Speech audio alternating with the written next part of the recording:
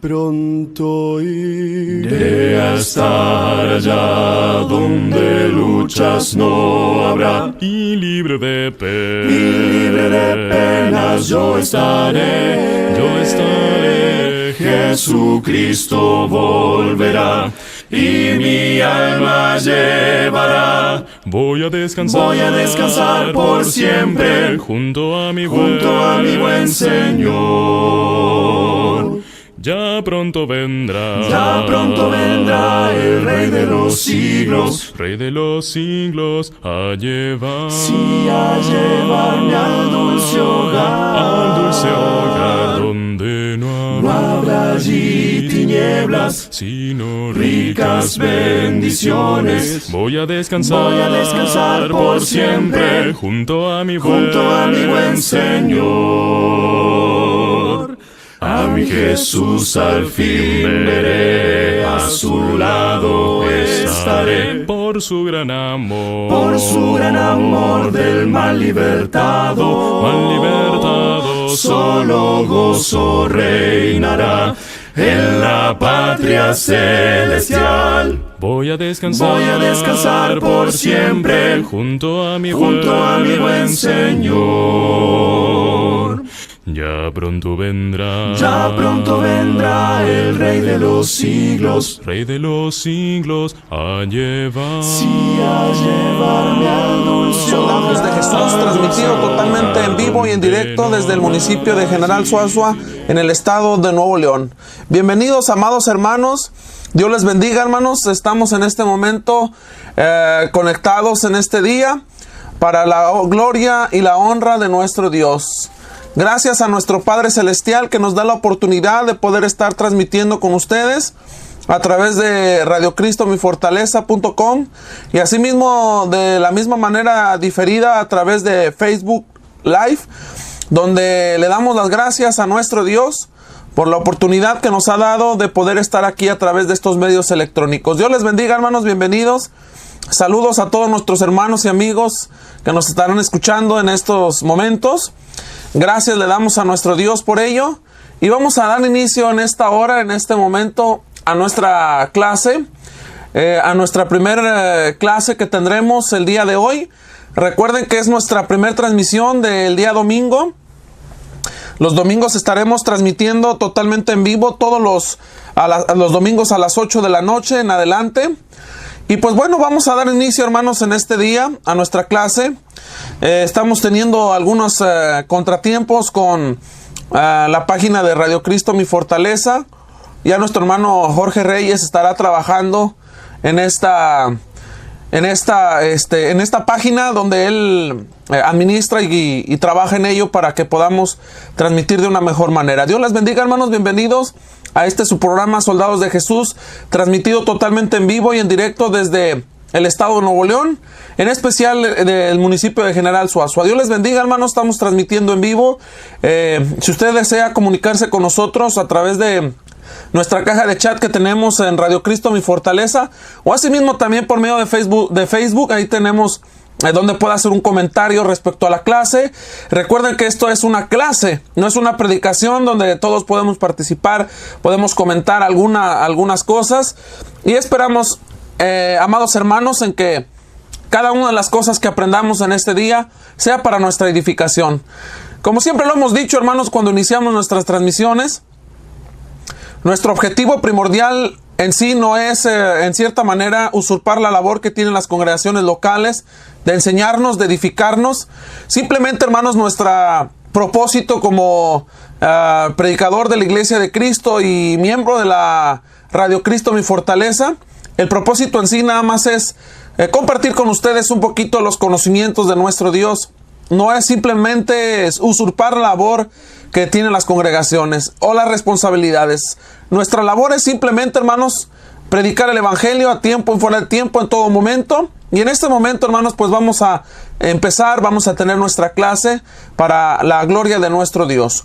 Les invito a todos ustedes, hermanos, que nos acompañen en este momento, que nos están sintonizando por cualquiera de los medios que tenemos, a que juntos hagamos una oración, así como estamos, a nuestro Padre Celestial. Oremos.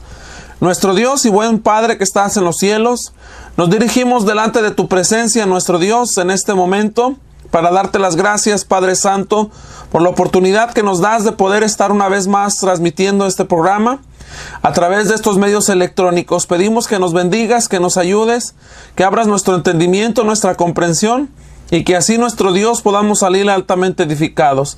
Pedimos, Padre, que perdone nuestras faltas y que nos ayude siempre a seguir adelante, pues te pedimos todo esto en el nombre de Cristo.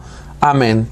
Muy bien, hermanos, pues vamos a seguir con esta programación. Esta programación en vivo, hermanos, de Radio Cristo Mi Fortaleza, y asimismo simultáneamente a través de Facebook Live. Amados hermanos, pues les invitamos a que cada uno de nosotros estudiemos la Escritura. Estaremos tratando el tema, el libro de los Hechos. ¿Cuánto tiempo nos llevaremos en estudiar el libro de los Hechos? No sabemos, hermanos. No sabemos qué tiempo nos estaremos llevando al estudiar el libro de los Hechos.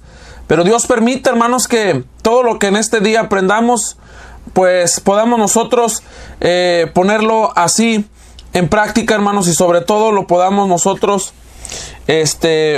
transmitir nuestros conocimientos a cada una de las congregaciones en las que nos reunimos, hermanos.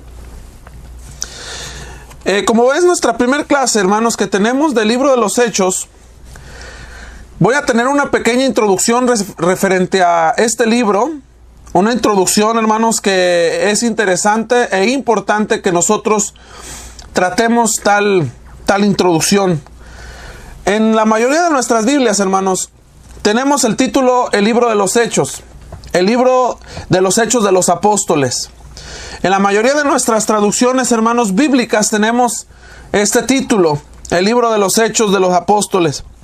Este título en sí, hermanos, es un título que atribuye todas nuestras versiones que actualmente utilizamos.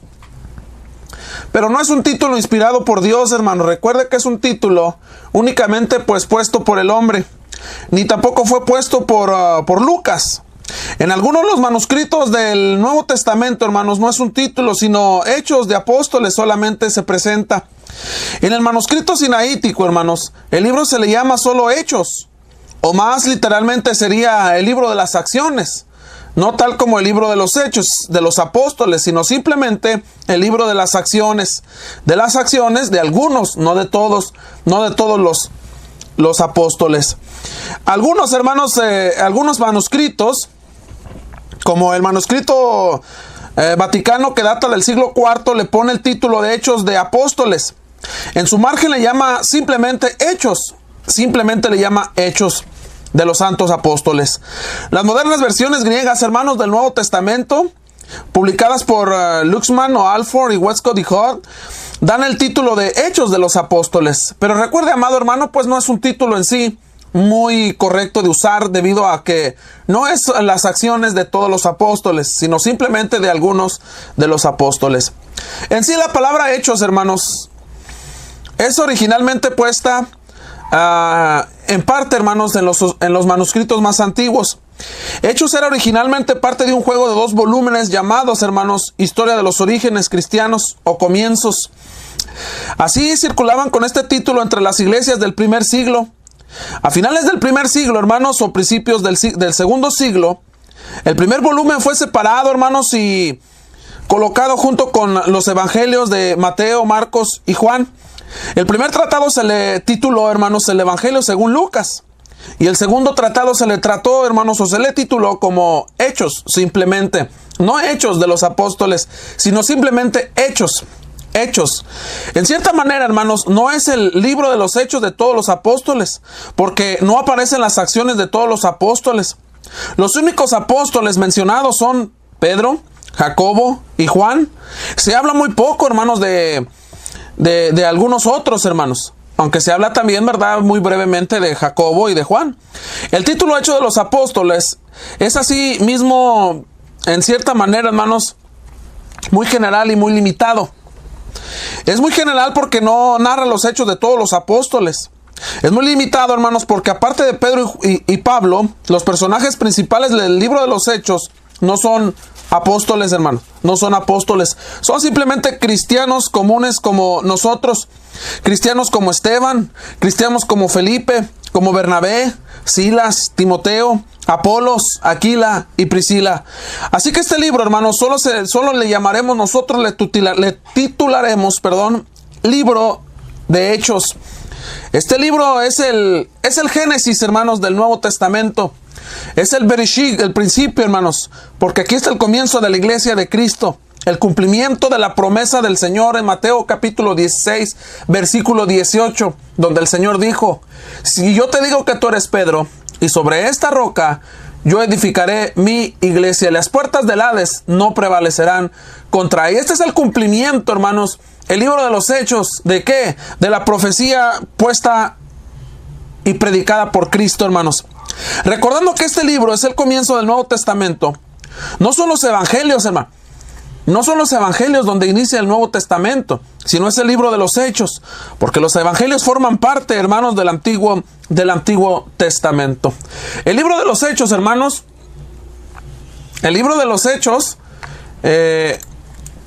en sí, hermanos, es en sí la historia completa, hermanos, de toda la iglesia, de la iglesia de Cristo.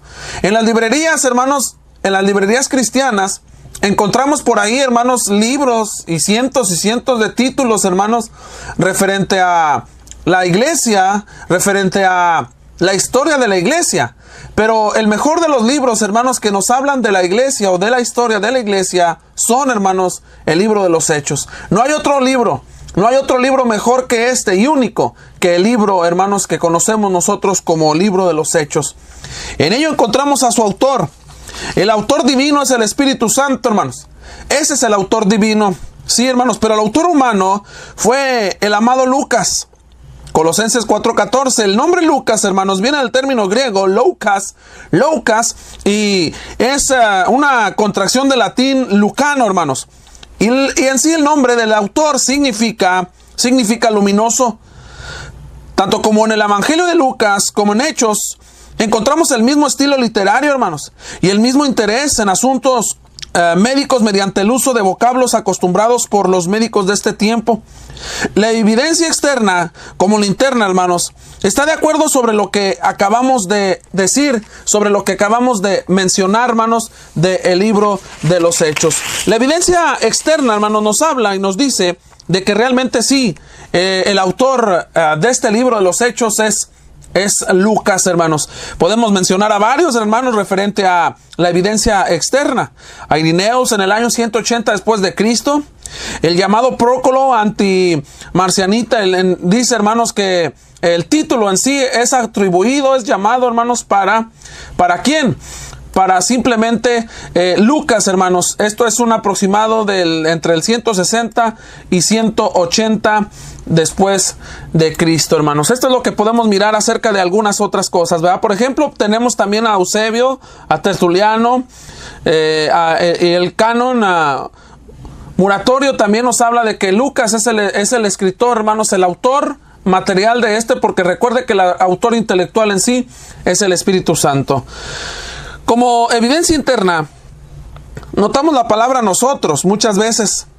Notamos el uso, hermanos, médico. Notamos especialmente la utilización de palabras y términos o terminologías médicas que solamente Lucas como médico sabía. Ahora, ¿quién era Lucas? Podemos preguntarnos, hermano. ¿Quién era Lucas? Ciertamente, ¿quién era Lucas, hermanos? Podemos hacernos esta pregunta. Lucas era gentil, con probabilidades de que fuera griego, hermanos. Según la tradición, su hogar estaba en Antioquía, hermanos, de Siria. Según la tradición nos dice que el hogar de Lucas, hermanos, se encontraba en Antioquía de Siria. Lucas no fue testigo ocular de la vida de Cristo, según lo narra él en el Evangelio de Lucas, capítulo 1, versículo 2. Fue compañero de Pablo, Filemón 24. Lucas fue más que un médico, hermanos. Fue un valiente servidor que padeció muchas cosas semejantes a las que padeció el apóstol Pablo. Lucas, hermanos, fundó congregaciones y sobre todo Lucas era un hombre inspirado por Dios. Lucas, hermanos, era un hombre de conocimiento con una mente analítica, con una mente brillante. El actuar de él, hermanos, era movido totalmente por el Espíritu Santo, hermanos. Eso es lo que podemos ver así rápidamente, hermanos, del escritor Lucas. Vamos a hablar un poquito acerca de la fecha, hermanos, de escritura. Recuerden que cuando hablamos de fechas, hermanos, hablando de cualquier libro de la escritura, de cualquier libro inspirado por Dios, hermanos, hablando de fechas, son fechas aproximadas. No son fechas en sí, hermanos, exactas, son fechas aproximadas que nos pueden acercar, hermanos, en sí un poquito a la realidad. Se dice que el libro de los Hechos, hermanos, como segundo tratado, porque recuerde que el primer tratado en sí, hermanos, fue el libro de Lucas o el Evangelio de Lucas, según Lucas. Este tratado, hermanos, que es el libro de los Hechos, se escribe en el año 62 después de Cristo o a principios del 63 aproximadamente. Entre el 62 y el 63, hermanos, es cuando se escribe este tratado. El lugar de la escritura. ¿Cuál es el lugar de la escritura, hermanos? Lo más cercano es que Lucas y Hechos fueron escritos durante un largo periodo de tiempo, hermanos. Lucas pudo haber llevado un diario al viaje con Pablo. El Evangelio de Lucas y muchas partes del libro de los Hechos, hermanos, pudieron ser escritos, hermanos, en conexión con la visita de Lucas a Jerusalén. Cuando Pablo estuvo encarcelado en Cesarea por 2 años, hermanos, según Hechos capítulo 24, versículo 27, Lucas permaneció en Palestina, reuniendo información y escribiendo al final de los 2 años. Lucas, hermanos, viajó con Pablo a Roma, según Hechos 27:1, y permaneció con él ahí. Según lo narra el versículo 23 de la epístola que le escribe Pablo a Filemón. El libro de los Hechos, hermanos, probablemente se completó allá en Roma, hermanos. Esto es lo que podemos mirar acerca del el lugar de la escritura, hermanos. ¿Quiénes son los receptores? ¿Quiénes son los receptores, hermanos? Bueno, ahorita vamos a hablar un poquito acerca de ellos. Así también nos interesa, hermanos, y nos llama mucho la atención, en cierta manera, ¿cuál es el propósito de este libro? ¿Por qué el Espíritu Santo, hermanos, inspiró a Lucas a escribir acerca de este libro? ¿Por qué, hermanos? ¿Por qué escribir del Evangelio de Lucas? ¿Por qué escribir, hermanos, después del Evangelio de Lucas, hablando acerca de la vida de Cristo? Ahora, ¿por qué escribir, hermanos, acerca de la iniciación de la Iglesia de Cristo y sus primeros 40 años, hermanos, de funcionamiento? Lucas, hermanos, tenía un propósito histórico. Lucas y Hechos tienen un fuerte propósito histórico, hermanos, porque narran la vida de Cristo y la historia de la iglesia primitiva. Qué hermoso es esto, hermanos, mirar el libro de Lucas, mirando y analizando la vida de Cristo, y a su vez estudiar el libro de los Hechos, hermanos, donde miramos en sí el inicio de la vida, de la historia, hermanos, de la iglesia primitiva. Lucas, hermanos, como historiador era y fue muy cuidadoso. Él investigó, hermanos, con diligencia. Lucas capítulo 1, versículo 3, donde nos dice ahí las Sagradas Escrituras, la investigación diligente que él hizo. Dio tanto detalle, hermanos, que mencionó 100 nombres de personas, 100 nombres de lugares, políticos, hermanos, y leyes romanas y costumbres locales. El tiempo y la arqueología le van dando la razón a Lucas hasta el día de hoy. Lucas era un historiador inspirado, hermanos, por Dios, por el Espíritu Santo.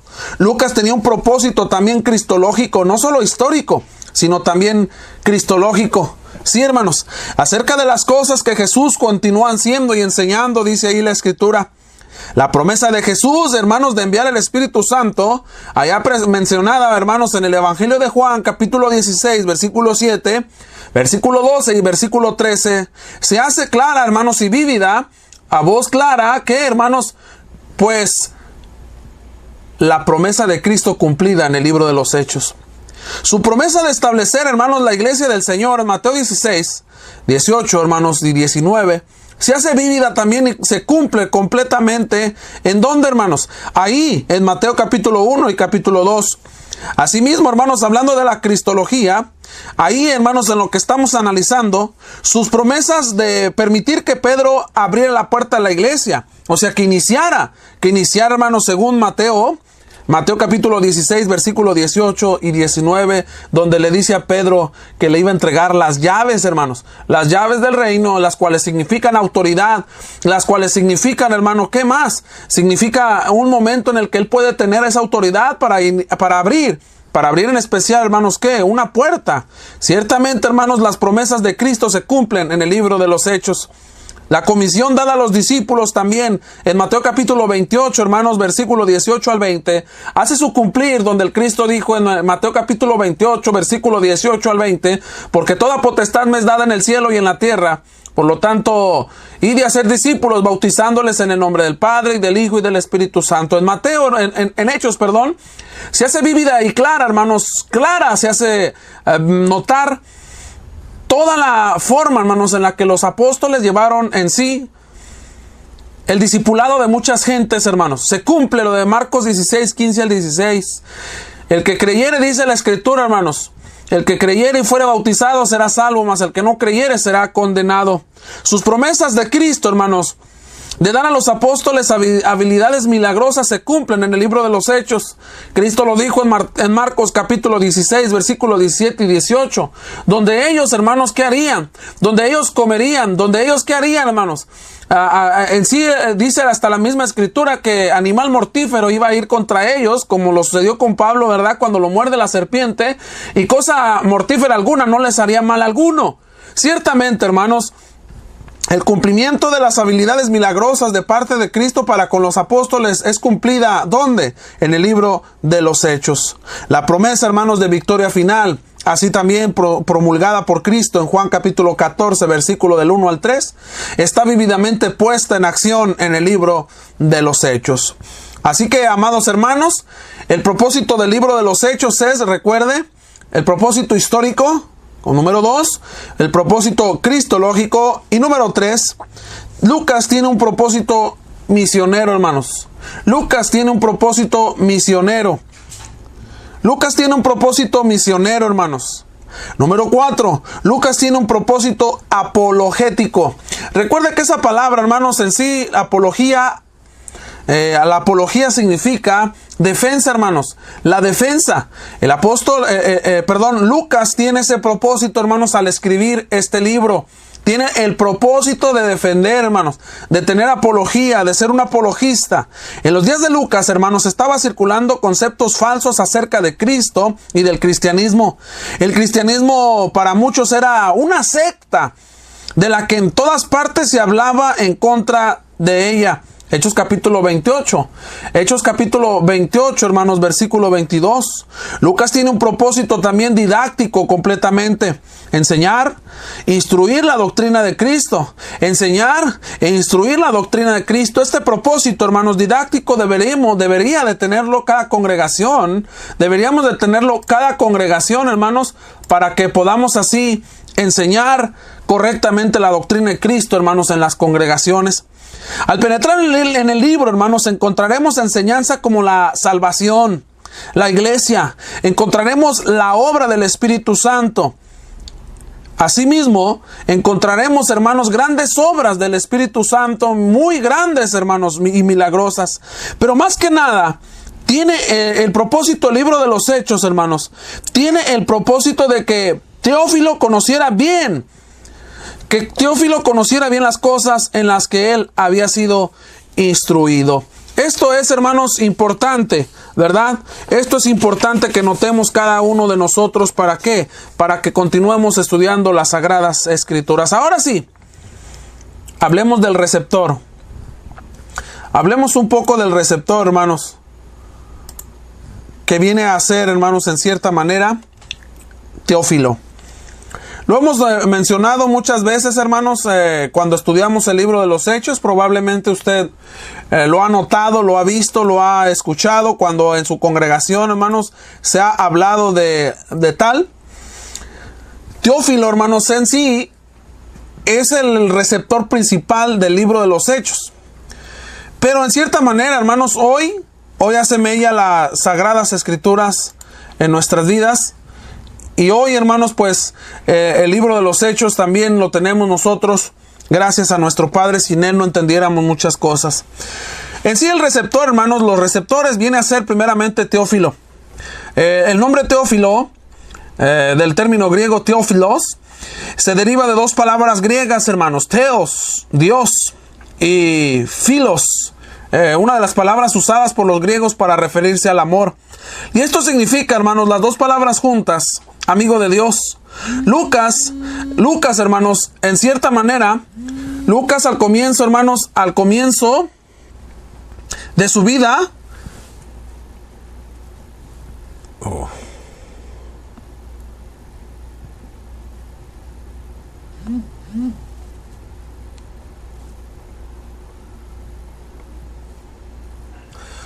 Lucas al comienzo de su vida, hermanos, de antemano, nosotros notamos esto, hermanos. Tuvo la oportunidad, hermanos, de poder explotar sus conocimientos de medicina con su amo que estaba enfermo, en peligro de morir. Viene a ser Teófilo, hermanos, su amo, el que estaba en peligro de morir. Así que por este acto, Teófilo, hermanos, le dio su libertad. Le dio su libertad, hermanos, a Lucas. Teófilo era un oficial romano, hermanos. Teófilo era un hombre, hermanos, común en aquellos días. En Lucas capítulo 1, versículo 1 al 4, nos hace una indicación, hermanos, Lucas, que Teófilo era un cristiano, tal vez relativamente nuevo. No se sabe, al igual que Lucas, cómo fue su conversión. No sabemos de qué manera se convirtió. Lo único que nos da a entender o nos da indicios la Escritura es esto, hermanos, que supuestamente, ¿verdad?, que él, al igual que Lucas, fueron convertidos, fueron hijos de Dios, pero en sí no sabemos, hermanos, de qué manera llegaron ellos a ser cristianos. Hablemos un poco del libro antes de pasar, hermanos, a al análisis de cada una de estas cosas. Hablemos un poco del libro, hermanos. Fíjese bien, hermanos, lo que la palabra de nuestro Dios nos dice. Ahí, hermanos, lo que estaremos tratando en este momento. El libro, muchas personas han escrito muchos libros, hermanos, con los títulos: la historia de la iglesia de Cristo, la historia del cristianismo, y hasta los venden, hermanos, los compran, los regalan en las librerías, en las escuelas bíblicas, también los tienen como materia. La historia de la iglesia de Cristo, la historia del cristianismo. Sí, hermanos, pero sabemos que no hay libro alguno, hermanos, que nos hable de la historia de la iglesia. Solo el libro de los Hechos es el único libro que nos habla de ello. Sin el libro de los Hechos, hermanos, no supiéramos nada de la historia de la iglesia. El único libro que tiene el Nuevo Testamento nos relata desde la inauguración de la iglesia detalladamente hasta las misiones de la iglesia. Es el libro de los Hechos. Lucas escribe 2 libros, hermanos. El primero sobre los hechos de Jesucristo y el segundo sobre los hechos del Espíritu Santo, obrando, hermanos, obrando completamente en la iglesia que Cristo edificó. Así que, amados hermanos, amados amigos que nos están escuchando en esta noche, lo que podemos mirar, hermanos, y decir en este día es claramente que no existe libro alguno que se asemeje al libro de los Hechos. No hay historia fuera del libro de los Hechos de la iglesia que Cristo edificó. No hay historia por completo, hermanos, de la iglesia que Cristo edificó más que el libro de los Hechos. Amados hermanos, esta es una breve introducción a este pequeño libro, de los Hechos. Digo pequeño, hermanos, de una manera respetuosa, pero sabemos que en sí es un libro grande, hermanos, porque hay mucha enseñanza. Es una pequeña introducción a este tema, a este estudio del libro de los Hechos, hermanos, de una manera concisa, de una manera clara. Adentrémonos hoy en este día, hermanos, rápidamente, cada uno de nosotros, a estudiar, hermanos, versículo a versículo. Esto es lo importante de estudiar las Escrituras, hermano. Esto es lo importante de estudiar las Escrituras. Cada uno de nosotros, como estudiantes de la Escritura, es necesario, hermanos, que nos profundicemos, que adentremos, que nos metamos, que así como el buzo, hermanos, se entra a la profundidad, así también nosotros escudriñemos las Escrituras. Dice ahí el versículo 1. Si usted gusta abrir sus Biblias, hermano, ahí donde usted está. Si usted es muy gustoso de acompañarnos, hermanos, con la lectura, vea lo que dice el capítulo 1, versículo 1, hermanos, de el libro de los Hechos. Dice el versículo 1 del capítulo 1. En el primer tratado, oh Teófilo, hablé acerca de todas las cosas que Jesús comenzó a hacer y a enseñar. Ahora, hermanos, lo que estamos mirando aquí comienza la instrucción. Aquí comienza la instrucción última de Jesucristo, hermanos, antes del inicio de la iglesia de Cristo. Fíjese bien, voy a darle lectura nuevamente al versículo 1. Dice, en el primer tratado, ¿cuál tratado? Acuérdese, hermano, el Evangelio de Lucas. Acuérdense que dijimos en la introducción, hermanos, que el libro de los Hechos, hermanos, no estaba dividido, estaba en cierta manera, hermanos, algo junto con el Evangelio de Lucas, pero después se hizo una separación. En el primer tratado, oh Teófilo, dice aquí la Escritura, hermanos, hablé acerca de todas las cosas que Jesús comenzó a hacer y enseñar. Dice aquí, en el primer tratado. Es el Evangelio que escribe Lucas, hermanos. En este primer tratado se registra la vida de Jesús desde que Él nació hasta que Él ascendió a los cielos. Lucas, hermanos, conecta su investigación y relato en forma temática del primer tratado, el Evangelio según Lucas. Y el libro de los Hechos nos dice ahí, en Lucas capítulo 24, versículos 50 al 53. El segundo relato, hermanos, que es el libro de los Hechos, encontramos la continuidad del ministerio de Jesús a través de los apóstoles y de toda la iglesia hasta hoy en día, hermanos. Clara y precisamente, hermanos, podemos encontrar y mirar esto, hermanos. Dice ahora la Escritura, a esto lo estamos haciendo, a cada versículo lo estaremos haciendo pedacitos, hermanos, cada que tengamos nuestra lección. Lo estaremos haciendo pedacitos, hermanos, este versículo. Dice, oh Teófilo, en el primer tratado, se le llama excelentísimo, hermano. En el Evangelio de Lucas, a Teófilo se le llama excelentísimo, hermanos. Claramente, ahí lo miramos, lo notamos, sí. Ahora bien, notemos, hermanos, claramente lo que la Escritura nos dice referente a este personaje llamado Teófilo. Recuerde, en el Evangelio de Lucas se le llama excelentísimo. Esta es una forma de llamar a un hombre de honor, hermano. Siendo Teófilo un oficial romano, por eso Lucas utilizó tales frases para llamarle así, hermanos, por su autoridad que tenía Teófilo. Muchos traductores, hermanos, han dicho que no es en sí una persona, sino que por su significado en el griego se dirige Lucas a todos los amados de Dios, la cual realmente no es así. Hermanos. Entonces, nosotros tenemos que meditar y mirar esto, hermanos. Nosotros tenemos que ver esto. ¿Por qué? Porque dice ahí la Escritura referente a Teófilo, hablando de su nombre, hermanos, lo hemos dicho ahí ahorita cuando hablamos de los receptores. Cuando hablamos de los receptores, sí, hermanos, hablamos de que el nombre Lucas es un nombre compuesto y significa, hermanos, en sí, ¿verdad? Las dos palabras juntas en la construcción gramatical significa el amigo de Dios. ¿Por qué? Porque es Teófilo. Teos, Dios, filos, amigo, el amor de amigos. Entonces, con ello nos da a entender la Escritura, hermanos, que clara y precisamente este nombre es muy hermoso. Y sabe una cosa, hermano, hoy en la actualidad no hemos conocido, o al menos un servidor no conoce a ninguna persona que se llame de esta manera, Teófilo, ¿verdad? Amigo de Dios.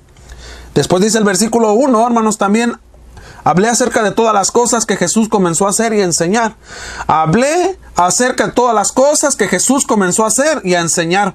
Bien, Lucas, hermanos, nos resume todo el contenido del primer tratado, que es el Evangelio, hermanos, el Evangelio que él mismo escribió. Aquí tenemos algo fundamental en la instrucción general, hermanos, de Cristo antes de la inauguración de la iglesia en Jerusalén. Lucas, hermanos, hizo una investigación con un esmero profesionalismo, siendo así un historiador excelente. Él comenzó con todo el origen de Jesús hasta su asunción, hermanos. Sí, comenzó desde el origen de Jesús hasta su asunción. Lucas capítulo 1, versículo 3. Clara y precisamente, hermanos. Hoy Lucas deja plasmada la mejor manera de enseñar, que fue, mire bien, hermano, errores que cometemos a veces nosotros como cristianos. Errores que nosotros cometemos a veces, hermanos, ¿como qué? Como hijos de Dios. ¿Cuáles? Que primero queremos, hermanos, ¿qué?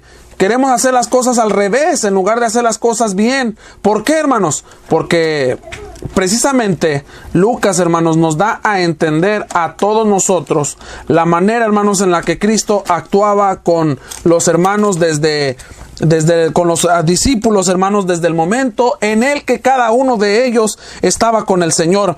¿Qué es lo que hacía el Señor? Dice que Jesús comenzó, ¿qué, hermanos? A hacer. Hoy en la actualidad, hermanos, pues como que estamos un poco al revés, ¿verdad? La situación. ¿Por qué, hermanos? Porque en lugar de comenzar nosotros a hacer, hermanos, comenzamos primero a enseñar.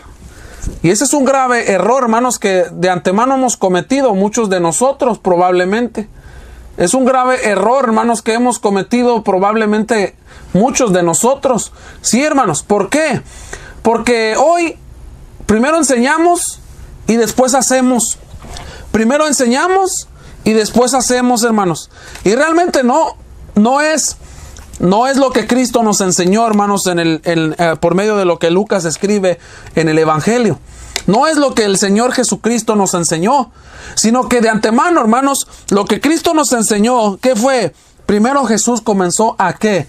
A hacer. Hoy en día, hermanos, es lo menos que se hace. Antes de enseñar, nuestro Señor Jesucristo, hermanos, hacía las cosas ante sus alumnos. Sus alumnos vienen a ser, hermanos, ¿quiénes? Los discípulos del Señor, los apóstoles, hermanos, los futuros predicadores de la iglesia de Cristo, hermanos, en este instante. Cuando Él, hermanos, instruyó a sus discípulos, cuando Él instruyó a los apóstoles, hermanos, nuestro Señor Jesucristo hacía las cosas de una forma práctica, ¿verdad? De una forma práctica, hermanos. Ahora bien, miren lo que dice ahí, lo que vamos a continuación a meditar. Él, nuestro Señor Jesucristo, hermanos, como rabí, recuerde que la palabra rabí significa maestro. Él como el maestro en la excelencia, hermanos, ¿qué pasa con él? Él como rabí, hermanos, el maestro de maestros, primero hacía las cosas antes de dar enseñanza. En el griego encontramos para la palabra hacer, encontramos la palabra, hermanos, poieo, y significa producir, poner, actuar. Así que Jesús, hermanos, producía antes de enseñar. Fíjese bien, esta es una palabra muy importante, hermanos, y clave para nosotros. Jesús, ¿qué hacía? Producía antes de enseñar.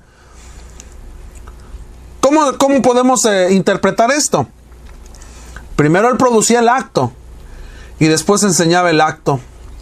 Actuaba para que así después de ver el hecho, hermanos, Jesús les enseñaba al cómo actuar. En las parábolas podemos mirar, hermanos, cada uno de nosotros este acontecer. En las parábolas podemos meditar, hermanos, en ello. En las parábolas podemos ver, hermanos, que el Cristo primero qué hacía y después les enseñaba. Y después hasta los mismos apóstoles le preguntaban, bueno, Señor, enséñanos la interpretación, en pocas palabras, ¿verdad? Enséñanos qué quisiste dar a entender, qué das a entender con esto. Y el Señor Jesucristo les enseñaba. Él primero actuaba, hacía, y después enseñaba. La palabra enseñar, hermanos, viene del término griego didasco.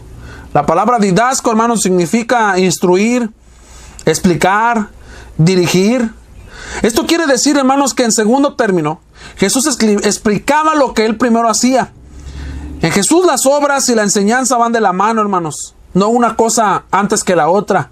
Van las obras y la enseñanza van de la mano, van a la par. Y con esto Lucas resume todo el ministerio de Jesús, hermanos, sobre la tierra. Jesús practicaba lo que predicaba. Primero lo mostraba, hermanos, en su vida y luego lo enseñaba en su vida. Todo aquel que enseña, hermanos, tiene que sujetarse a esta instrucción o forma de enseñanza. Muchos predicadores hoy en día, hermanos, solo quieren enseñar, pero sin antes hacerlo ellos. Muchos predicadores, hermanos, mandan a la congregación a evangelizar, sin antes hacerlo ellos. Muchos maestros, hermanos, mandan a que los miembros de la iglesia hagan, pero no lo hacen ellos. Recordemos, hermanos, que la forma original de enseñar en sí no fue así. La forma original de enseñar de Cristo, hermanos, de nuestro maestro en excelencia, fue primero hacer y después enseñar. Dice el versículo 2, hermanos, del capítulo 1 del libro de los Hechos: hasta el día en que fue recibido arriba. ¿Hasta cuándo dejó Jesucristo de hacer y enseñar? ¿Hasta cuándo, hermanos?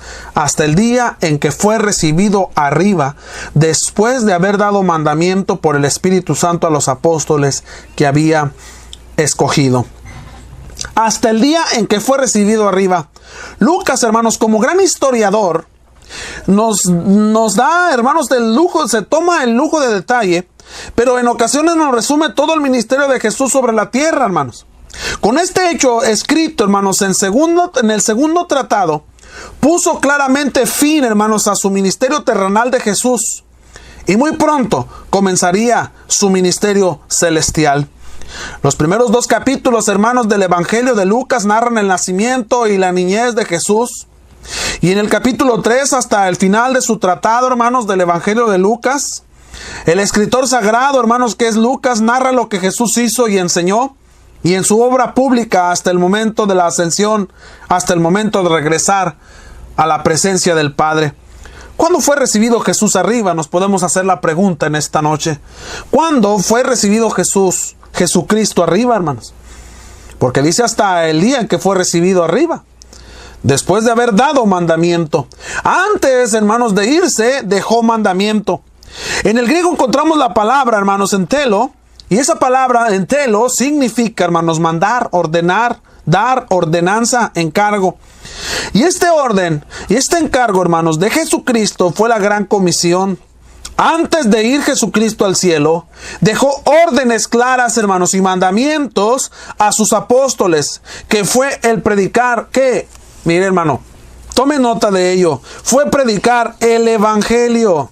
Hoy en la actualidad, hermanos, claramente ya no hemos predicado, ya no queremos predicar el Evangelio. Ahora, hermanos, hacemos circo, maroma y teatro. ¿Para qué? Para que la gente se acerque a la iglesia, para que la gente llegue a la iglesia. Pero no. El mandamiento, hermanos, el mandamiento es que prediquemos el Evangelio. Fíjese lo que dice la Escritura, por el Espíritu Santo. Jesucristo no terminó su enseñanza, hermanos, en el momento de ascender a los cielos, sino que continuó a través del Espíritu Santo en la iglesia. Según dice Daniel, capítulo 7, versículo 3, usted puede anotar los versículos y después mirarlos en su casa más detenidamente. Juan, capítulo 6, versículo 62. Jesucristo hizo todo, hermanos, por el Espíritu Santo. Juan, capítulo 3, versículo 34.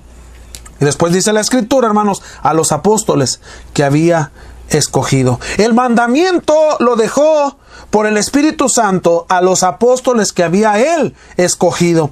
La palabra apóstol, usted debe recordar que viene del término griego. Muchas veces lo ha notado, lo ha visto o lo ha estudiado en su congregación. Viene del término griego apóstolos. Y esto significa mensajero, embajador, misionero. Jesucristo escogió, hermanos, a sus embajadores. Y la palabra escogió viene del término griego, hermanos, eklego, y significa elegir, escoger, una elección, hermanos. Así que solo Jesús escogió a estos apóstoles o embajadores, no a más en esta era. Solo fueron 3, hermanos, contando al apóstol Pablo. Así que aquí están los embajadores de Dios, los verdaderos testigos de Dios, los atalayas, los pregoneros del Señor, hermanos. Para poder verificar un verdadero apóstol, era necesario, hermanos, que fuera un testigo ocular. Un testigo ocular.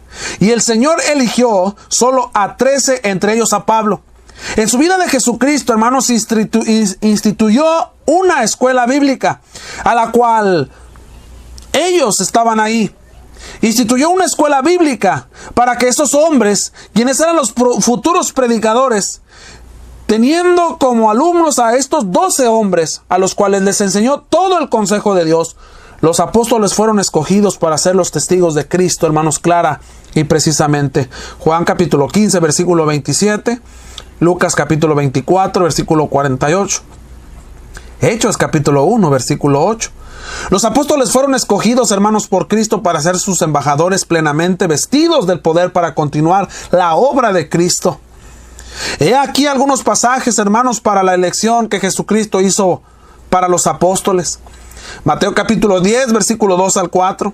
Marcos capítulo 3, versículo 13 al 19. Lucas capítulo 6, versículo 13, hermanos, al 16.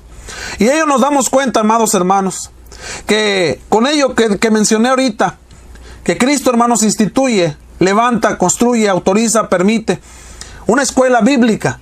Sí, porque todas las congregaciones somos una escuela bíblica.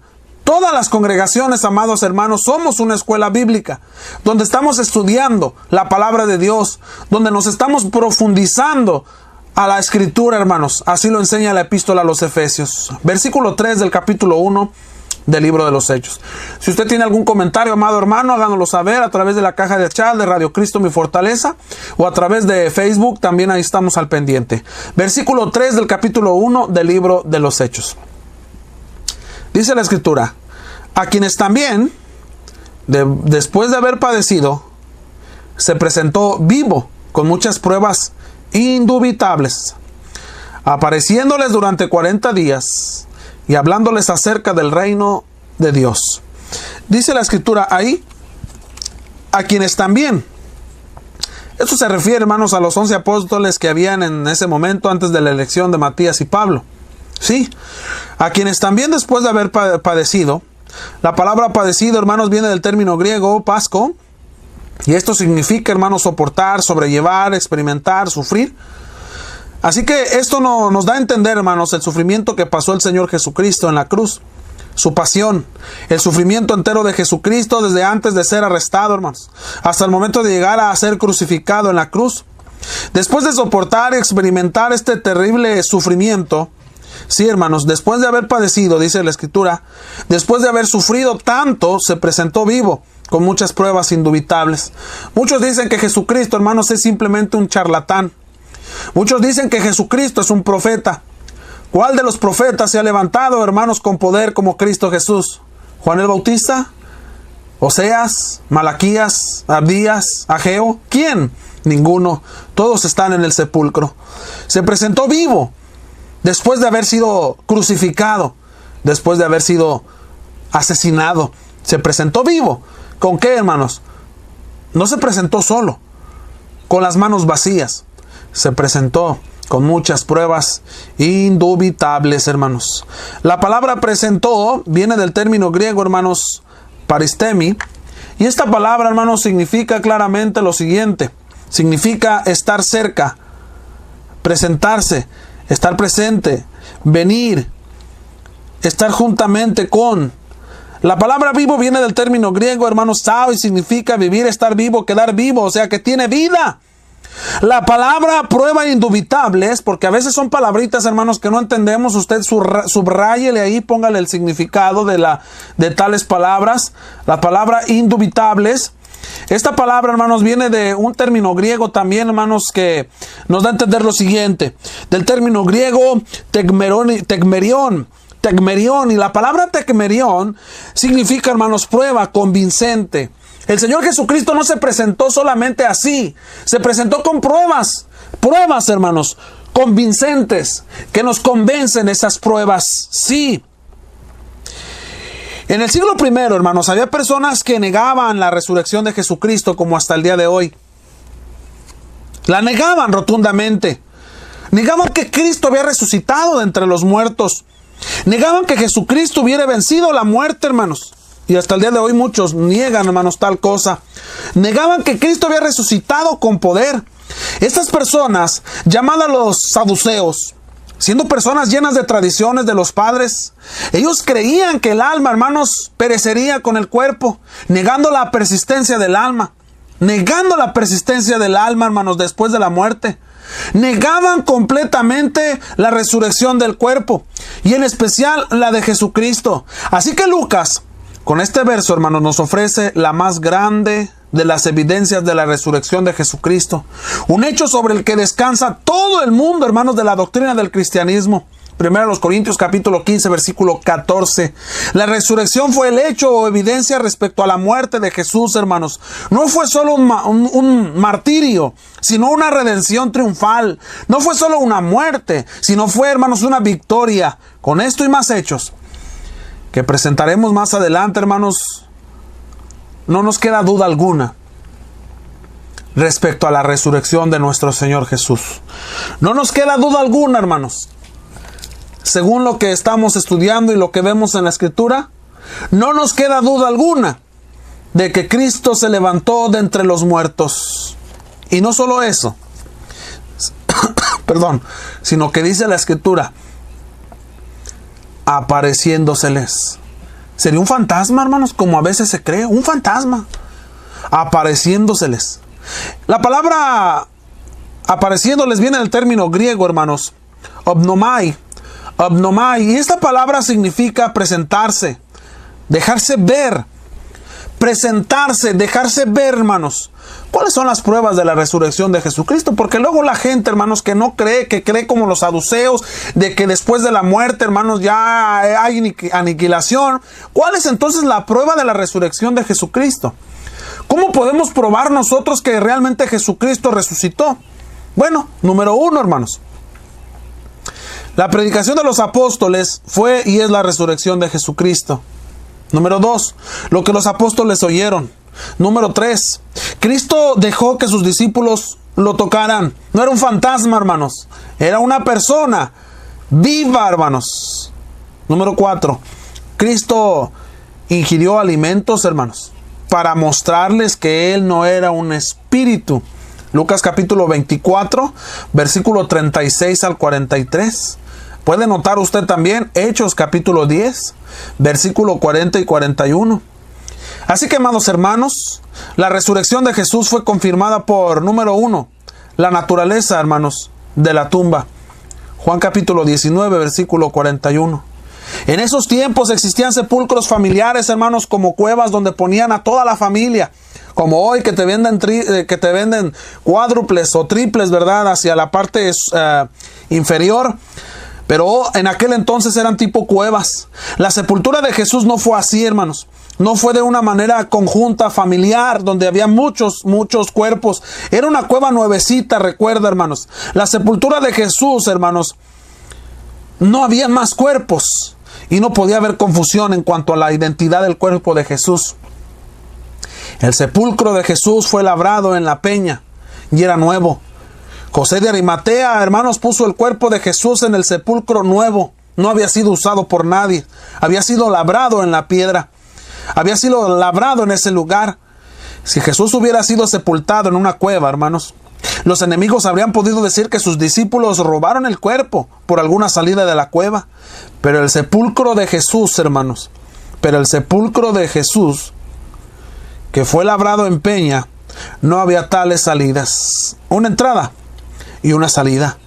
No había muchas entradas. Y no solo eso, se registran soldados cuidando la entrada. Mateo capítulo 27, versículo 60. Durante los 40 días, hermanos, que duró Jesús sobre los apóstoles, que entre los apóstoles no estuvo en una forma continua con los futuros predicadores, sino que se menciona más de 10 apariciones. Muchas otras apariciones, hermanos, aparentemente no fueron registradas, pero lo que tenemos en evidencia textual, hermanos, a la resurrección está en 1 Corintios capítulo 15, versículos 5 al 8. Y podemos notar, hermanos, que Jesús, hermanos, también apareció, en especial a algunas personas. Podemos notar como a María Magdalena en Marcos 16, 9. En Juan capítulo 20, versículo 11, hermanos, podemos notar ahí clara y precisamente la aparición de Cristo a algunas personas en lo particular. Ahí lo podemos notar. Y dice en Mateo capítulo 28 también, hermanos, versículo 9 y 10, que apareció a otras mujeres. No sabemos su nombre de tales mujeres, no sabemos quién era, solamente dice que apareció a otras mujeres. Apareció también a Pedro, hermanos, según Lucas 24, 34. Apareció a 2 discípulos, hermanos, que iban a Emaús. Lucas capítulo 24, versículo 15, hermanos. Apareció a los 12 apóstoles una semana después, estando presente Tomás, donde el incrédulo no creía que había resucitado el Señor. Apareció a los 7 junto al mar, hermanos, de Tiberias. Apareció a más de 500 hermanos a la vez. Primera a los Corintios capítulo 15, versículo 6. Apareció a Jacobo solo, 1 Corintios capítulo 15, versículo 7. Apareció a los 11 apóstoles, 1 Corintios capítulo 15, versículo 7, hermanos. Lucas capítulo 24, versículo 44 al 49. Claramente miramos cada una de estas cosas, hermanos, que estamos nosotros estudiando. Apareció, hermanos, entonces, muchas ocasiones, de una manera, hermanos, tan hermosa, tan eficaz, de aparecer, hermanos, en general. Así que con todos estos hechos, hermanos, tenemos la evidencia clara para confirmar al 100% la resurrección de Jesús. Es muy extenso, hermanos, y no se puede negar. Algunas versiones, hermanos, traducen la palabra apareciendo por siendo visto. Con la resurrección de Jesús se confirma, hermanos, completamente su deidad. Romanos 1:4. Y fue para nuestra justificación. Romanos 4:25. Dice la Escritura, hermanos, que el Señor Jesucristo apareció durante 40 días. El tiempo completo que Jesús estuvo, hermanos, con los futuros pregoneros, con los futuros predicadores, con los futuros ministros del Evangelio, con los futuros hombres, hermanos, embajadores del reino. Y aquí surge una pregunta. ¿Por qué 40 días más? Si estuvo 3 años y medio aproximadamente con ellos. ¿Por qué 40 días más?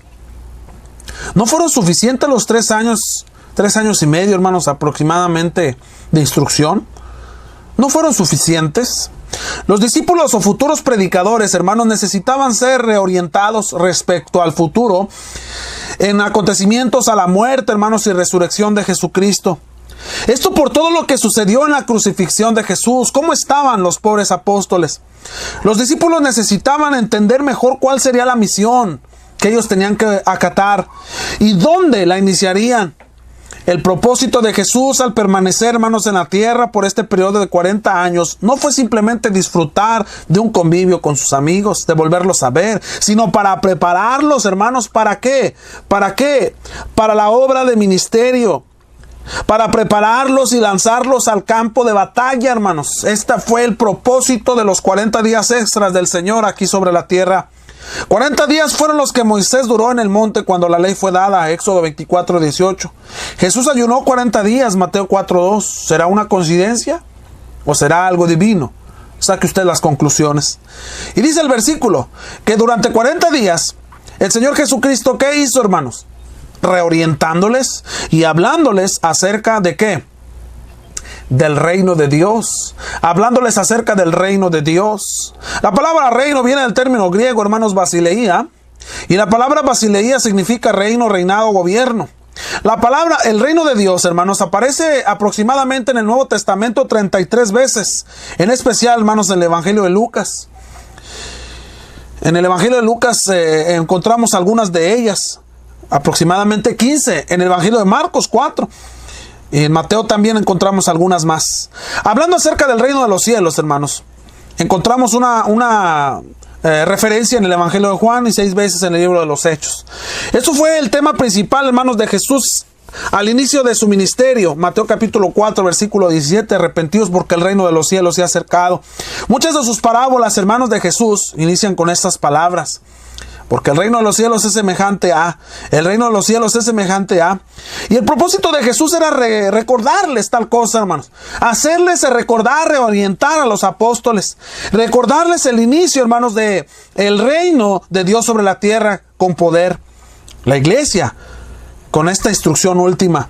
Los apóstoles, hermanos, entendieron mejor la naturaleza del reino. Juan capítulo 14, versículo 26. ¿Cuándo vino el reino? Nos preguntamos, porque hoy hasta en la actualidad, hermanos, se sigue teniendo referencia, o se sigue haciendo referencia, hermanos, ¿a qué? Se sigue haciendo referencia, pues simplemente a venga a nosotros tu reino, cuando se hace la famosa oración o la plegaria del Padre Nuestro, ¿verdad? Pero ¿cuándo vino el reino? En Mateo capítulo 6, versículo 5 en adelante, en la oración modelo, hermanos, que Jesús hizo al Padre, Jesús exclamó una petición, hermanos, muy grande, que pronto estaría el Padre supliendo, hermanos, esta necesidad. Venga tu reino, Mateo 3:2, Marcos 9:1, Lucas 23:51. Jesús dijo en Mateo 16:18, sobre esta roca edificaré mi iglesia. Con esta frase, hermanos, está poniendo completamente la lona con la leyenda próximamente el reino de Dios en Mateo 16:18. Como cuando se va a establecer o se va a poner, hermanos, una tienda de mercadeo, etcétera, que ponen el anuncio próximamente, tal tienda va a estar aquí. En Mateo 16:18, el Señor anuncia la llegada del reino. Y el reino iba a venir, hermanos, con poder. Y el reino se presentaría, hermanos, con poder. Los apóstoles recibirían poder cuando el Espíritu Santo llegaría a ellos. Así que el reino, hermanos, vino cuando el poder por medio del Espíritu Santo llegó a los apóstoles en el día de la fiesta del Pentecostés. Y esto, hermanos, era el inicio de la iglesia de Cristo. El reino es la iglesia. Así que, amados hermanos, nosotros como hijos de Dios, hermanos, que estamos ya dentro del reino, no podemos decir que venga el reino, porque el reino ya está. El reino ya llegó, hermanos. El reino ya está. El reino ya llegó, hermanos. Ya está entre nosotros. No podemos permitir ni decir, hermanos, que el reino aún no ha llegado, sino el reino ya llegó. Está al alcance de todos. Versículo 4, hermanos, del capítulo 1 del libro de los Hechos. Dice la Escritura: y estando juntos, les mandó que no se fueran de Jerusalén, sino que esperasen la promesa del Padre, la cual les dijo: oísteis de mí. Qué maravillosas palabras, hermanos, de parte de Cristo, ¿verdad? Para con los discípulos. Y estando juntos, Cristo y los discípulos.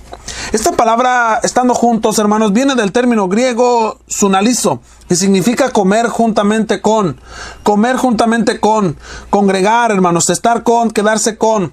Por el significado griego, hermanos, sabemos que estaban juntos en una comida entre los 11 apóstoles, quienes estaban, hermanos, un poco desorientados, confundidos, tristes, y pues hasta con un poco de temor. Pero Cristo, hermanos, les dio una gran promesa que les daría a continuación, y les dijo, les mandó que no se fueran de Jerusalén. Que no se fueran de Jerusalén, hermanos. Esto corresponde a lo que está presentado en Lucas 24, 49 al 52. En Hechos capítulo 1, verso 12. El profeta Isaías, hermanos. El profeta Isaías, dentro en sí, en su cumplimiento, en su capítulo 2, versículo 2 al 3, profetizó, hermanos, el lugar de donde saldría la ley. Según lo dice Isaías, profetizando en el capítulo 2, versículo 2 y versículo 3. Saldría de Sión, hermanos. Pero de Jerusalén la palabra de Dios saldría. Así que aquí se cumple esta profecía del profeta Isaías, hermano. Se cumple a grande rasgo la profecía del profeta Isaías. Así como Jesús se vio privado de las comodidades de su ciudad natal, sus predicadores, sus embajadores también no gozarían de estar en su ciudad, hermanos, que era en Galilea, sino que el esparcimiento del reino comenzaría particularmente, hermanos, en Jerusalén. Ahí vendría la promesa del Padre, el cual nunca falta a sus promesas. Aquí surgen dos preguntas, amados hermanos. Dos preguntas. ¿Por qué Dios eligió Jerusalén? ¿Qué había de especial en Jerusalén? Si era un lugar, hermanos, donde la situación estaba en ese momento difícil por la muy cercana crucifixión de Cristo. Echamos un vistazo, hermanos, a la historia de Jerusalén primero, para poder nosotros deducir o sacar la respuesta de estas preguntas. Primero, ¿qué significa Jerusalén? La palabra en sí, hermanos, de este lugar significa, o viene del término griego, Jerusalén. Y esta palabra, hermanos, en el hebreo, un poco más atrás, hermanos, yéndonos más a la raíz de la palabra, Jerusalén significa, hermanos, fundado en paz. Fundado en paz. Jerusalén, hermanos, o Jerusalén, es la capital de Palestina. Veamos en sí, hermanos, completamente el argumento histórico a la ciudad de Jerusalén. Esta, hermanos, es la ciudad más importante sobre la faz de la tierra en relación con la obra de Dios, y a través de las cuales, hermanos, el Señor ha mostrado su redención al mundo. Era la ciudad real, la capital del único reino, hermanos, que hasta ahora Dios ha establecido sobre la tierra. Aquí, hermanos, en Jerusalén se construyó el templo, hermanos, donde se ofrecían legítimamente los sacrificios prescritos por Dios. Esta fue la ciudad de los profetas y de los reyes del linaje de David. Jerusalén, hermanos, fue donde ocurrió la muerte, la resurrección y la ascensión de Cristo. El Espíritu Santo, hermanos, descendió en el Pentecostés sobre un grupo reunido en esta ciudad, dando nacimiento a la iglesia de Cristo, hermanos, en Jerusalén. Ciertamente, cuando hablamos de la historicidad, hermanos, podemos mirar historia, hermanos, muy grande de la ciudad de Jerusalén. Podemos decir, el cronista tenía razón al decir que Jerusalén era la ciudad que Jehová había elegido de entre todas las tribus de Israel. ¿Para qué, hermanos? Para poner allí, hermanos, su nombre. Primer libro de Reyes, capítulo 14, versículo 21. Aún Plinio, hermanos, un historiador romano, fíjese bien, del primer siglo, se refiere a Jerusalén como la ciudad más famosa del antiguo Oriente. Por casi 2000 años, hermanos, esta ciudad ha sido el objeto principal, hermanos, de las peregrinaciones de hombres y mujeres devotos. Ningún otro sitio en las Escrituras recibe tanta y continua alabanza como Jerusalén. Pero aunque la palabra Jerusalén, hermanos, es semita en su origen, aparentemente este no fue el nombre original que los hebreos le dieron a dicha ciudad. Fíjese bien, note esto, es interesante. Mucho antes, en la época de las cartas de Amarna, en el año 1400 antes de Cristo, se le conocía a esta ciudad, hermanos, con el nombre de Urusalim, es decir, la ciudad de Salem, hermanos, comúnmente considerada como queriendo significar ciudad de paz. En la Biblia hebrea, hermanos, la palabra aparece por primera vez en Josué capítulo 10, versículo 1. Los rabinos dicen, hermanos, que en la Biblia hay 60 diferentes nombres para Jerusalén. Es lo que ellos dicen, ¿verdad?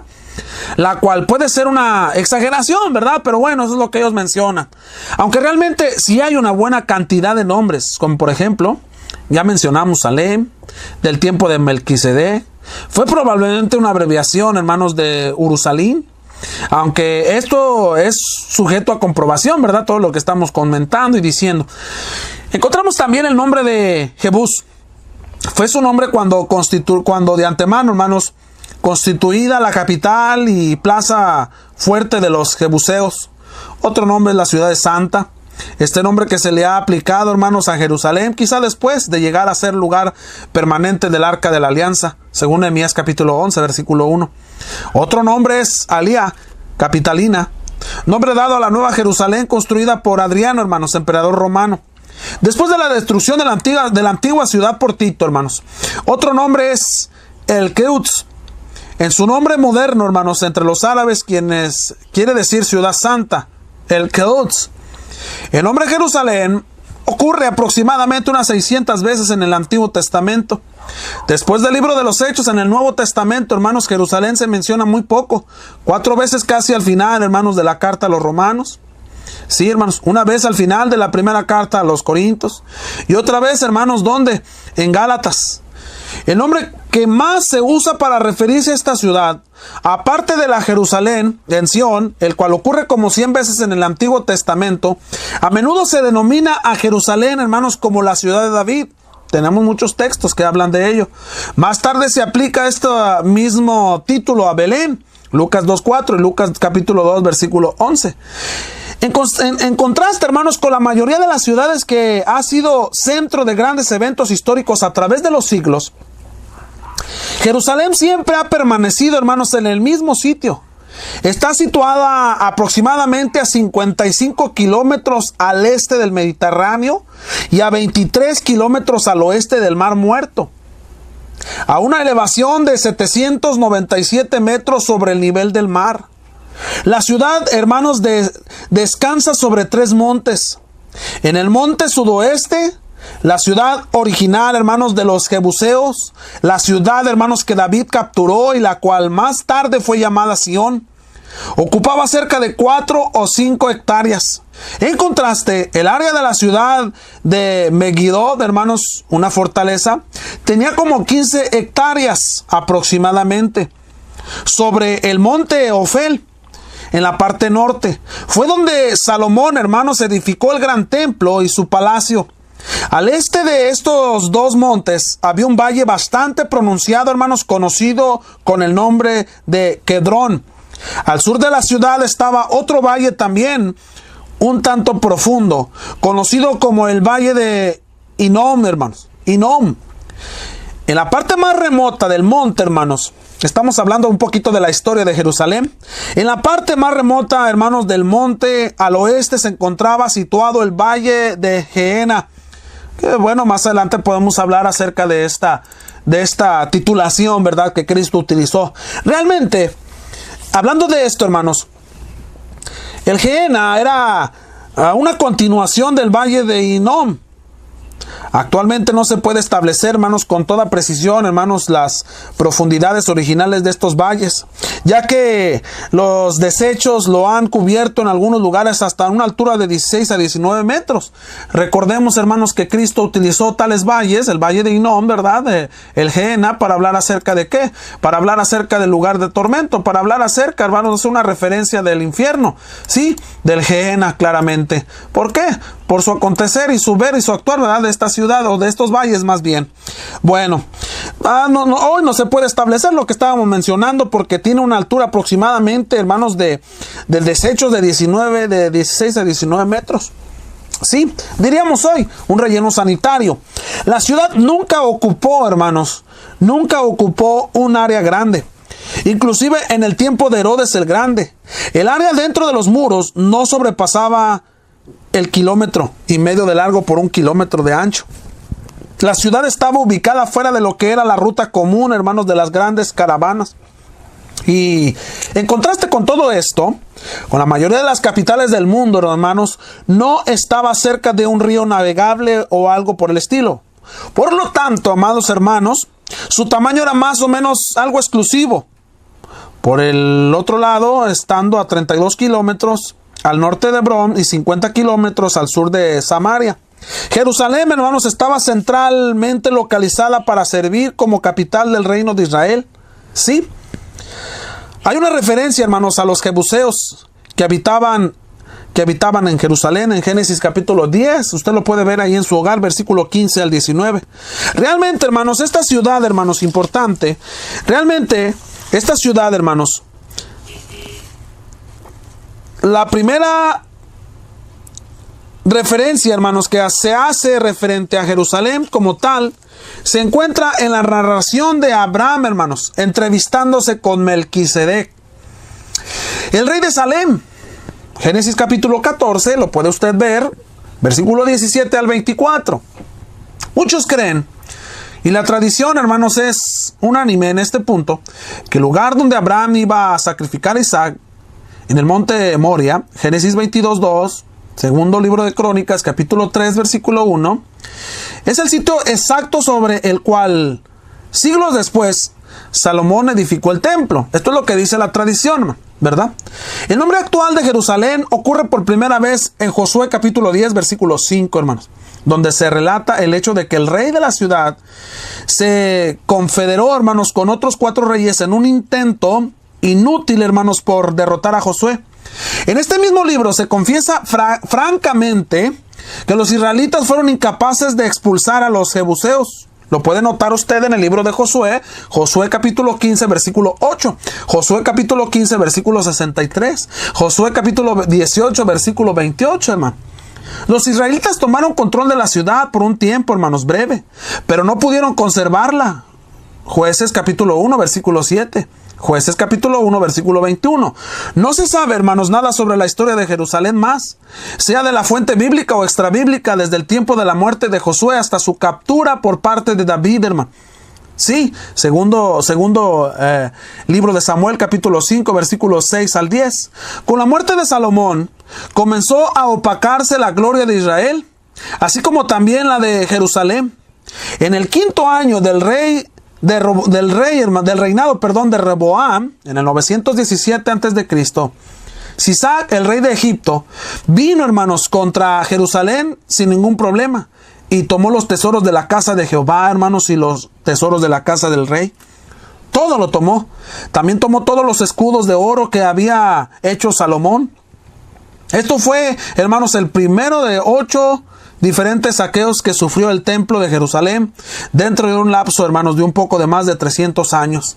Así que con todo esto breve que hemos mencionado, hermanos, con todo esto de historia tan breve que hemos mencionado, en un lapso de tiempo breve, hermanos, que hemos mencionado de historia, nos podemos dar cuenta, hermanos, por qué la importancia, por qué Dios eligió, por qué Dios, hermanos, mandó, por qué Dios, hermanos, en cierta manera dijo, hermanos, que los apóstoles esperaran ahí en Jerusalén. Ahora entendemos esto, hermanos, el por qué. ¿Por qué Dios les dijo? ¿Por qué Dios les mandó? Tan importante era la ciudad, hermanos, que de ahí iba a desprenderse, de ahí iba a abrirse en la entrada, hermanos, del reino a toda la persona que así lo deseara. Para terminar, el versículo 4 dice, sino que esperasen. Les dijo que se quedaran ahí en Jerusalén, los apóstoles, que esperasen la promesa del Padre, la cual les dijo, oísteis de mí. El Padre ya había prometido, hermanos, por medio de Juan el Bautista, que el Mesías bautizaría a los futuros pregoneros, no con agua, hermanos, sino con el Espíritu Santo. Lucas capítulo 3, versículo 16. Los discípulos mismos escucharon a Jesús decir esto, hermanos, y que les serviría como guía en sus ministerios. Juan capítulo 14, versículo 26. El capítulo 15 también del Evangelio de Juan, versículo 26 y 27. Lucas capítulo 12, versículo 12. Los discípulos fueron bautizados por Juan. Según, hermanos, lo entendemos así por lo que está escrito en el libro de los Hechos, capítulo 10, versículo 47 y versículo 48. Pero el bautismo de Juan, hermanos, solo era para perdón de los pecados. El bautismo de Cristo para los apóstoles era con el poder del Espíritu Santo. Así que Lucas capítulo 3, versículo 16, estaba por cumplirse, hermanos. Él los bautizaría con el Espíritu Santo. No se confunda, mi hermano. No se confunda, amigo, cuando dice el escritor que hay un bautismo de fuego. Ahí lo dice el Evangelio de Lucas. Muchas personas religiosas han malinterpretado, han maldicho, hermanos, y han mal pensado referente al bautismo de fuego. Muchas personas religiosas han malinterpretado para su propia perdición esta parte, diciendo que el bautismo, hermanos, de fuego es el don, hermanos, de lenguas. A decir verdad, este es el último bautismo, hermanos, que falta por efectuarse. Y será en el día del juicio, hermanos. Será administrado a todos los inicuos no arrepentidos. El bautismo de fuego, hermanos, es el castigo eterno en el Gehenna. Así que muchos han dicho que quieren el bautismo de fuego. Pues bueno, ¿qué le podemos hacer, hermanos? ¿Qué le podemos hacer? Continuamos nuestra clase. Si usted tiene alguna pregunta, duda o comentario, háganoslo saber, hermanos, a través de la caja de chat de Radio Cristo Mi Fortaleza, o asimismo también a través de Facebook. Aquí estamos al pendiente. Versículo 5. Versículo 5. Estamos a punto, hermanos, de llegar a nuestra finalización de nuestra clase de este día.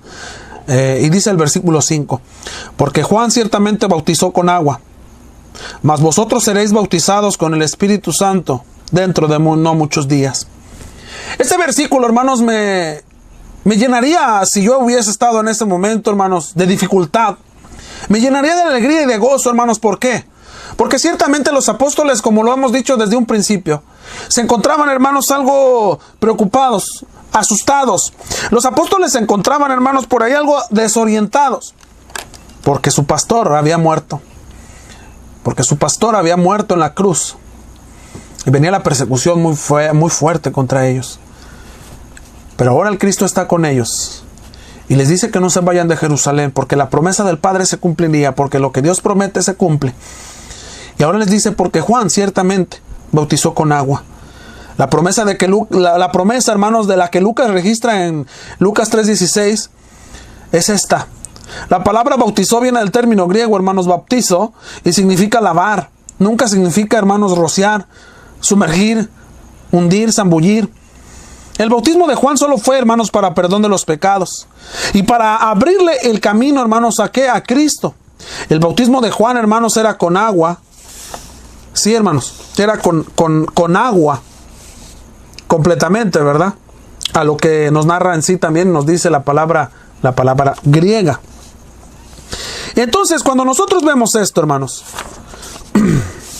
en el Sagrado Libro encontramos varios tipos de bautismos, pero ciertamente hoy solo está vigente, hermanos, solo uno, el de la Gran Comisión de Mateo capítulo 28, versículo 18 en adelante. Ahora dice bien la Escritura, mas vosotros seréis bautizados con el Espíritu Santo. Recuerde, estas palabras son dichas ¿para quién? Para los apóstoles, exclusivamente para ellos. Muchas personas, hermanos, tuercen esta parte de la Escritura. diciendo que ellos en especial reciben este bautismo. Pero sabemos que así no lo es, hermanos. ¿Por qué? ¿Por qué? ¿Cómo es que lo sabemos? Por el pronombre, hermanos, que se usa aquí, que simplemente es vosotros, refiriéndose así con este pronombre, hermanos, a los apóstoles únicamente. Analice bien el versículo 2 veces, hermanos, 3 veces, cuanto quiera. Analice bien, hermanos, el versículo. Analice bien el versículo 2 también, hermanos, que dice a los apóstoles. Y en el versículo 4 que dice estando juntos. ¿Quiénes? Los apóstoles. Así que el bautismo, hermanos, con el Espíritu Santo no era un mandamiento, sino una promesa, pero exclusivamente para los apóstoles, que fue hecha por Jesús a los apóstoles. Mateo capítulo 3, verso 11. Se le llama bautismo para indicar, hermanos, la abundante y completa, abrumadora y la abundante, hermanos, y completa forma, hermanos, en la que llegaría el Espíritu Santo, que dominó, hermanos, y que dominaría el espíritu de los apóstoles. El bautismo con el Espíritu Santo solo fue, hermanos, para los apóstoles, el cual fue solo una promesa, no un mandamiento. El bautismo con el mandamiento es el bautismo en agua, el de la gran comisión registrada en Mateo 28, 18 al 20. Dice la Escritura, dentro de no muchos días. Esto es en el día de la fiesta judaica, hermanos, llamada Pentecostés, a la cual se refiere Levíticos capítulo 23, versículo 15 y 16.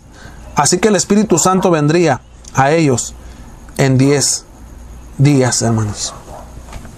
Amados hermanos, estamos llegando al final de su programa Soldados de Jesús, transmitido en vivo y en directo desde el municipio de General Suazo, hermanos. Es un placer y un gozo para nosotros escudriñar la Escritura.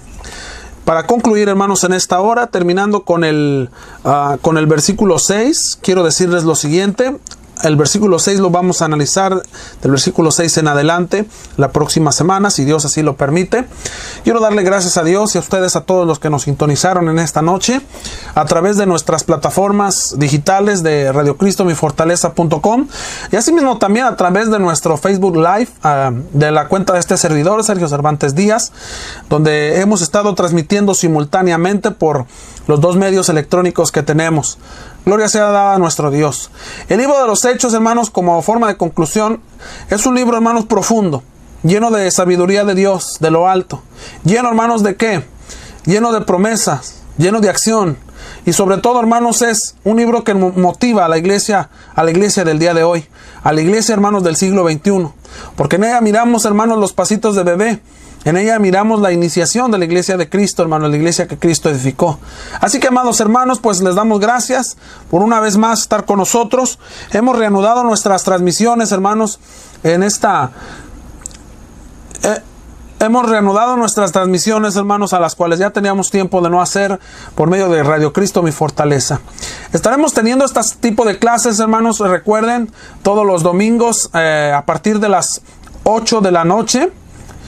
Si usted ve que no empezamos exactamente a las 8, a veces tenemos algunos problemitas técnicos, ¿verdad? Aún la tecnología falla, pero esperamos, hermanos en Dios, que cada que hagamos estas transmisiones podamos transmitir lo mejor posible, tanto nuestro audio como nuestro video. Le agradecemos a todos y cada uno de ustedes, amados hermanos, por estar con nosotros. Esperamos que la próxima semana puedan acompañarnos nuevamente. Recuerdo que el día de mañana también tenemos programas Soldados de Jesús en punto de las 8 de la noche. A las 9, perdón, el día lunes. El día lunes estamos transmitiendo a las 9 de la noche. El día de mañana, si Dios nos permite, hermanos, iniciaremos el estudio de la epístola a los Hebreos. Estaremos estudiando la carta a los Hebreos. Pedimos de sus oraciones, hermanos, ya que hace tiempo hemos estado trabajando en la recopilación, no recopilación, sino más bien en la formulación, hermanos, de comentarios bíblicos escritos por un servidor del libro de los Hechos, de la carta a los Hebreos. Asimismo estamos trabajando en la epístola a los Efesios y trabajamos también, hermanos, en la escritura del comentario de la primera carta a los Corintios, en la cual también estamos teniendo clases en vivo por Facebook. Los días martes se transmite por Facebook a las 7 de la noche, hermanos, la clase de la carta a los Tesalonicenses. Ya estamos por terminar la clase a los Tesalonicenses. Los días jueves estamos transmitiendo también en vivo por medio de Facebook Live la clase de la epístola a los Corintios. Es un placer, hermanos, para un servidor trabajar para nuestro Dios a través de estos ministerios, de poder hacer estos comentarios bíblicos, pero pedimos de sus oraciones, hermanos, porque es mucho trabajo, mucha investigación, mucho que estudiar, mucho que buscar, pero sea para la gloria de nuestro Dios. Lo que estamos compartiendo, hermanos, como clase de el libro de los Hechos, asimismo también de la epístola a los Hebreos, son comentarios bíblicos que hemos formulado nosotros desde hace tiempo. Así que, amados hermanos, pues pedimos que oren por nosotros, que ustedes oren a nuestro Dios, hermanos, por estos ministerios. Gracias por su sintonía. Gracias por su sintonía, hermanos, y vamos a hacer una oración para terminar en esta noche. Vamos a hacer una oración a nuestro Padre Celestial. Oremos. Nuestro Dios, nos dirigimos delante de su presencia para darle gracias infinitas por la oportunidad que nos permitió de tener este programa radial a Soldados de Jesús a través de estos medios electrónicos. Gracias por su palabra, nuestro Dios, por el entendimiento que nos da de la misma.